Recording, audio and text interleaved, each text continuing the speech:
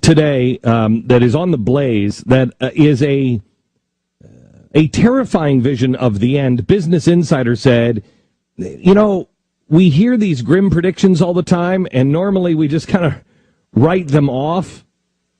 But this one is significant because who said it? Raoul Pal. He is he writes for the Global Macro Investor. It's a research publication for large and institutional investors. He previously co-managed the GLG Global Macro Fund. He is also one of the head guys for the for Goldman Sachs hedge funds. And he said in this presentation that you'll find up on the Blaze, this is what's coming, and he calls it the end game. And again, I want to stress, we make it through this. But here's one of the experts on what he says is coming. And I want you to listen to the logic behind it. Don't listen to the fear, listen to the logic behind it. The world has no engine of growth, with most of the G20 countries approaching stall speed at the same time. Now, what is that? G20, that's the 20 biggest countries in the world. Approaching stall speed. We have no engine of growth. Ask yourself this question: what is the engine of growth in the United States?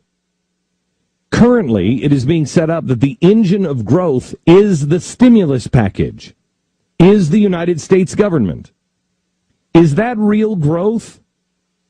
I contend, and you know the answer, no. Where is any growth coming from? If you want to look at anything that is exciting people, it's Facebook. And you see where that is. What is it, down to $26 a share now? $24 a share? The Western world is about to enter a second recession in an ongoing depression. For the first time since the 1930s, we are entering a recession before industrial production, durable goods orders, employment, and private sector GDP have made back their previous highs.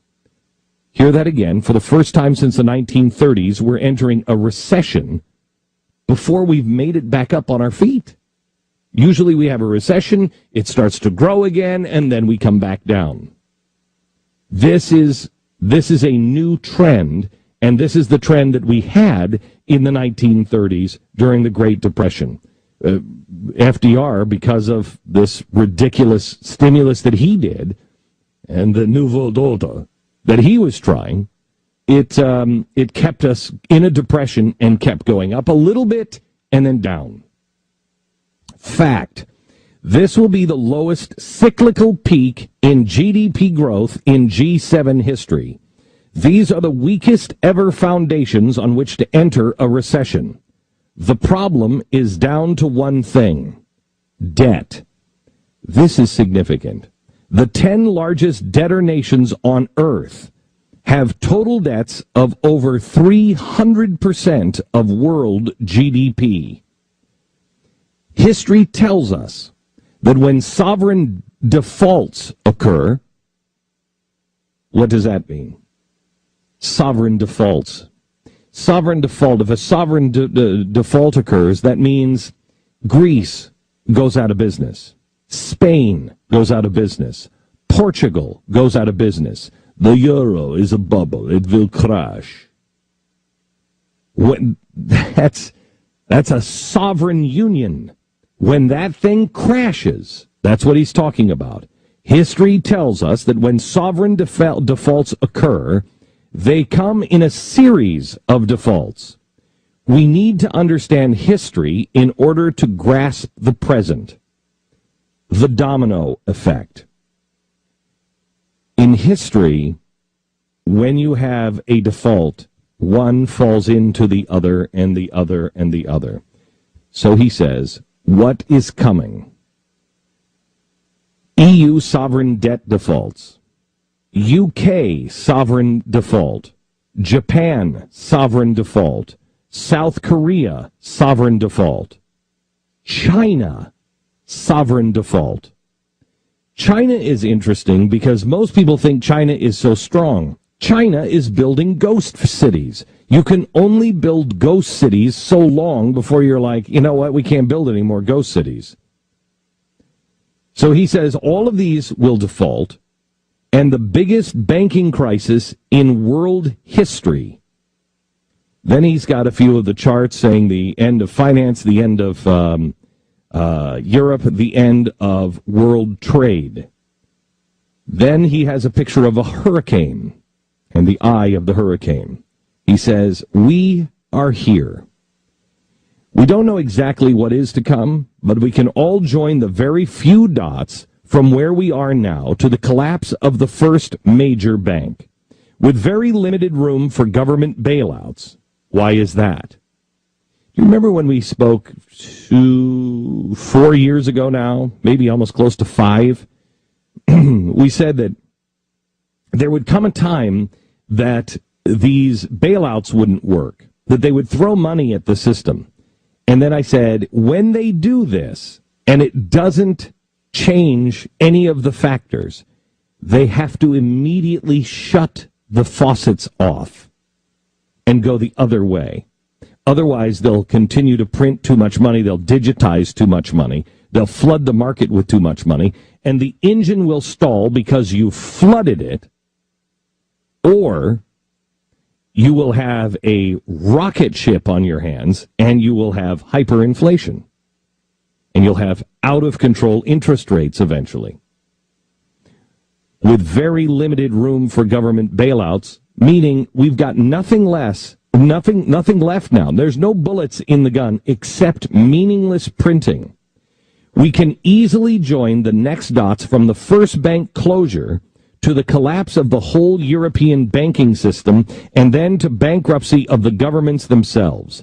There are almost no brakes in the system to stop this, and almost no one realizes the seriousness of this situation.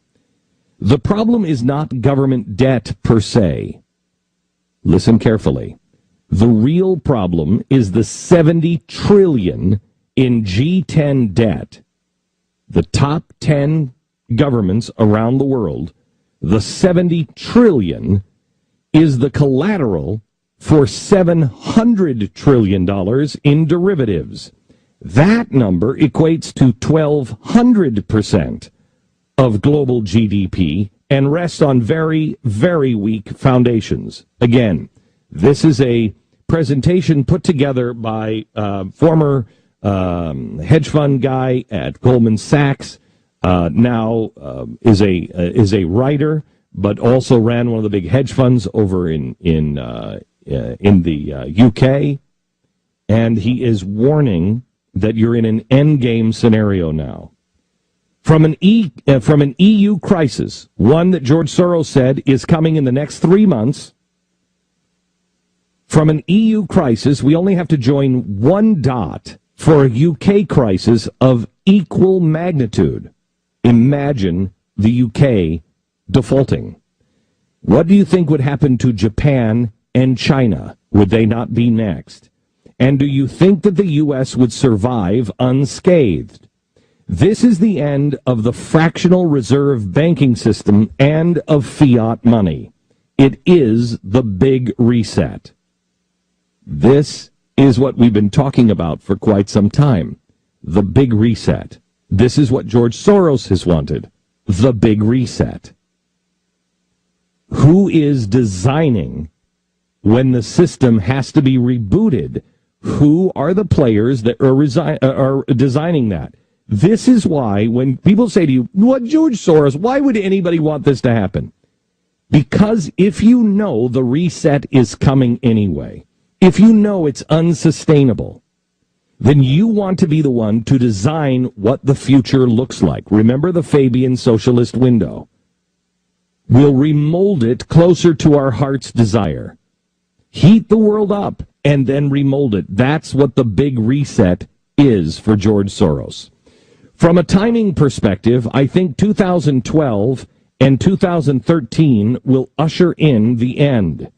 You have to understand that the global banking collapse and massive defaults would bring about the biggest economic shock the world has ever seen.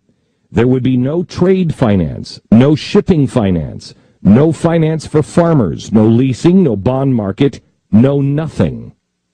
The markets are frankly at a terrifying point of realizing that there is nothing they can do, including